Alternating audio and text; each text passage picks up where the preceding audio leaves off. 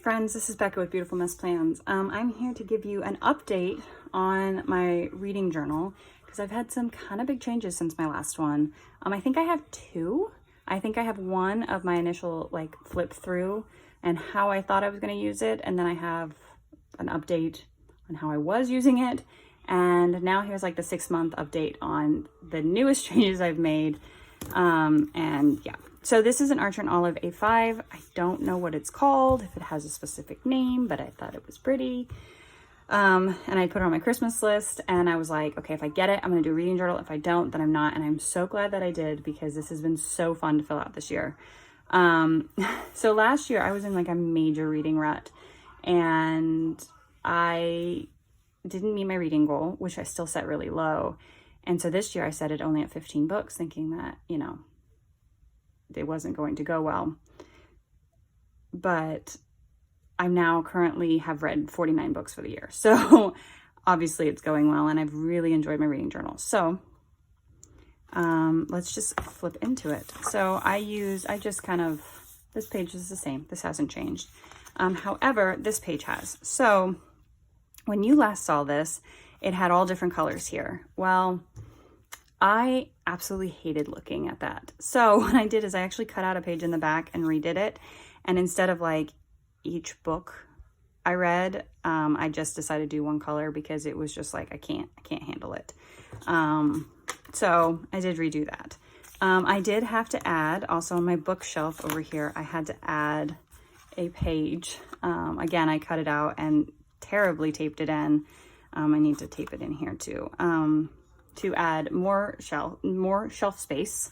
I haven't read anything more on here just because this is my unread bingo. So these are books that I already have on my bookshelf that I'm trying to get to, but I've kind of been reading 2 different genres, and none of these books fit in that genre. So we'll get to them eventually, and this may be back on my in it next year, because we'll see. I don't know if I've even added any new books on my A to Z challenge, but that's pretty much what it sounds like. It's just fun. Book recommendations. I have lists, just notes everywhere that I need to add here. I just haven't done it yet. Series tracker, pretty self-explanatory. And then I'll kind of flip quickly through these, because I know that these are ones. So these are my review pages. I just print out a book cover, just on photo paper.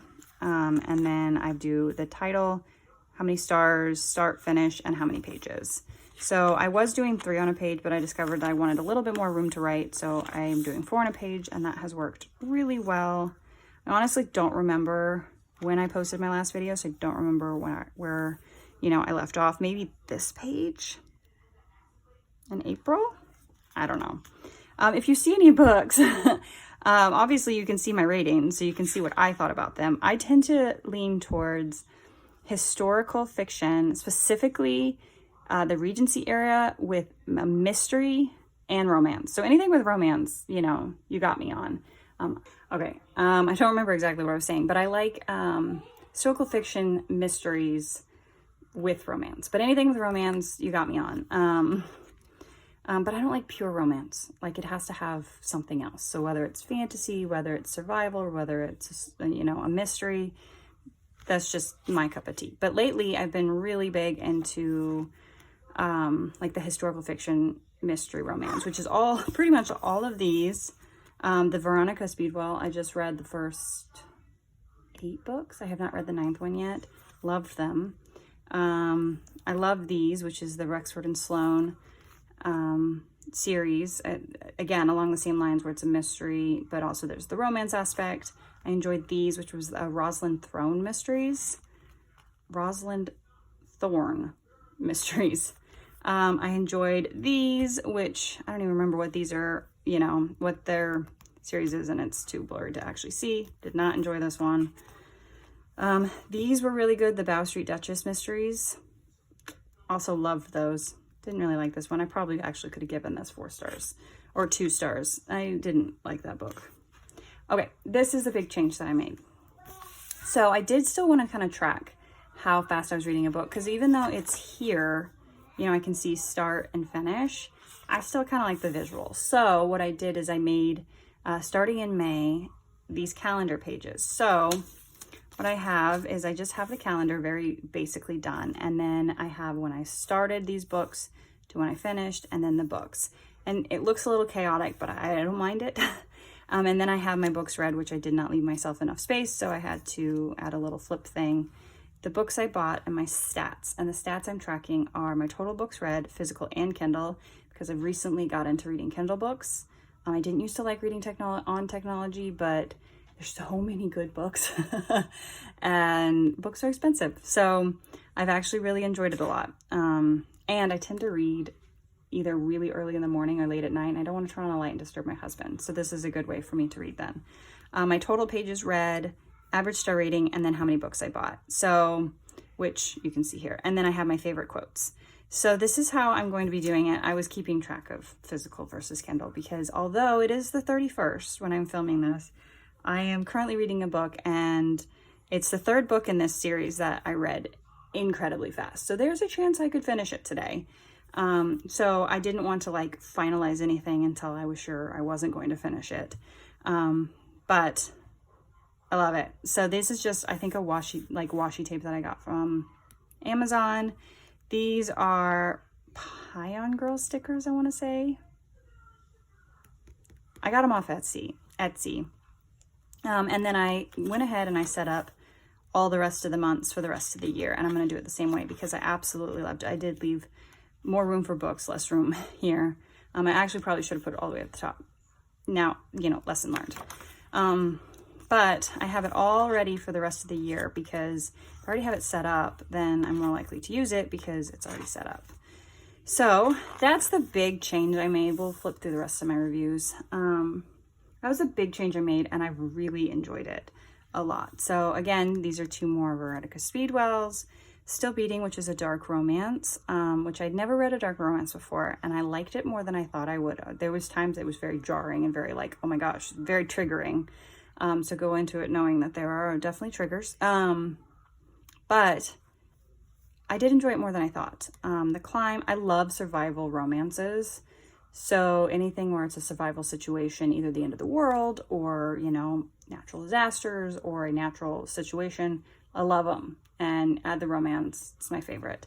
3 out of 5 stars because the characters were kind of, I didn't love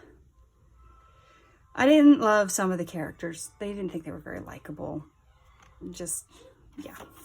I was trying to get through all of them. So more Veronica Speedwells, Stroke of Winter. I didn't like this book. Probably could have given it 1 star.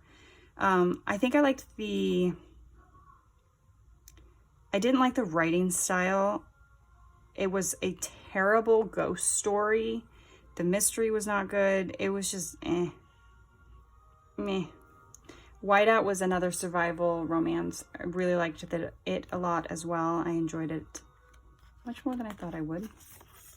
More Veronica Speedwells. This was the last one that I own. There's one more available that I don't own yet. So, but I finally finished all of those. Does It Hurt?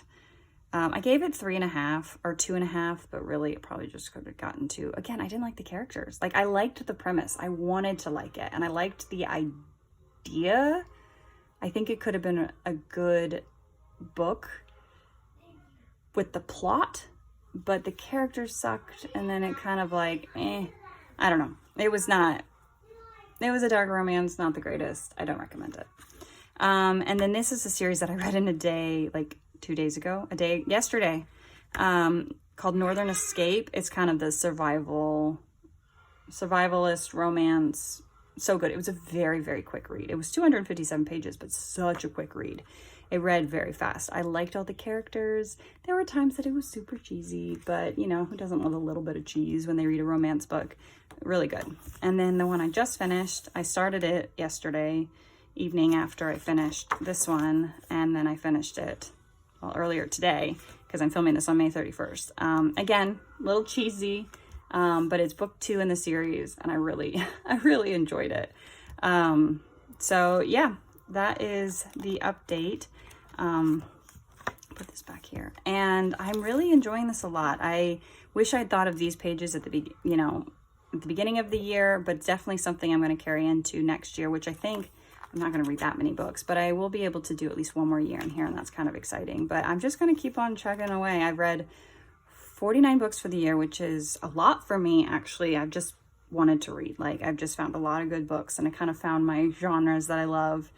And yeah, so I think that's all. I just wanted to kind of give you guys an update on my reading journal and the changes that I made. So if it's something you guys are interested in, you guys could definitely check it out. And if you have any questions about any of the books that you saw, like you just saw it in a flash and you wanted to know more about it, or, you know what the book was called or whatever, let me know in the comments below. And if you have any really, really good ones that you want to share with the class, also leave that down below as well. So I'm going to go, and I hope you enjoyed this video, and I'll see you guys in the next one. Bye.